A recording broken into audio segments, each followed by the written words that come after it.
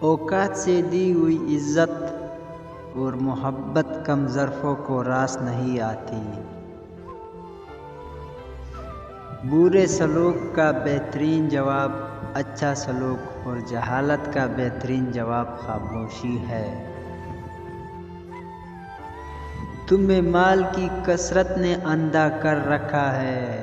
انسان کہتا ہے میرا مال میرا مال، مگر اپنے مال سے جو تو نے کھایا وہ ختم ہو گیا، جو پہنا ہے وہ پرانا ہو گیا، مگر جو اللہ کی راہ میں خرچ کیا وہی باقی رہ گیا بس۔ اور جب انسان دنیا کو حقیر اور کمتر سمجھنے لگتا ہے تو اللہ پاک اسے بے حساب مال دولت سے نوازتا ہے۔ اگر آپ کا ضمیر اور نیت صاف ہے تو اس بات سے کوئی فرق نہیں پڑتا کہ آپ کوئی اچھا کہے یا برا کیوں نہ کہے، تم اپنی نیت پر جانچے جاؤ گے، دوسروں کی سوچ پہ نہیں۔ شخص بن کر نہیں شخصیت بن کر جیو، کیونکہ شخص تو ایک نہ ایک دن مر ہی جاتا ہے، لیکن شخصیت ہمیشہ زندہ رہتی ہے۔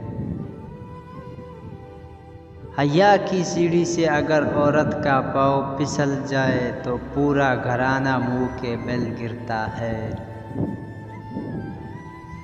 جس طرح پوری کوشش سے تم اپنے گناہ چھپاتے ہو، اسی طرح اپنی نیکیاں بھی چھپانے کی کوشش کرو۔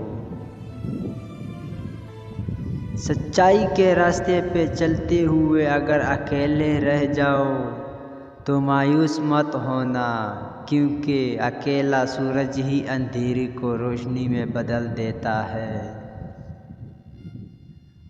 بے بسی خاموشی بن جاتی ہے۔ انسان کے بس میں کچھ نہ ہو تو وہ اکثر خاموش ہو جاتا ہے۔ بے شک نماز ہی ساتھ ہوتی ہے، دنیا سے قبر تک، قبر سے حشر تک اور حشر سے جنت تک۔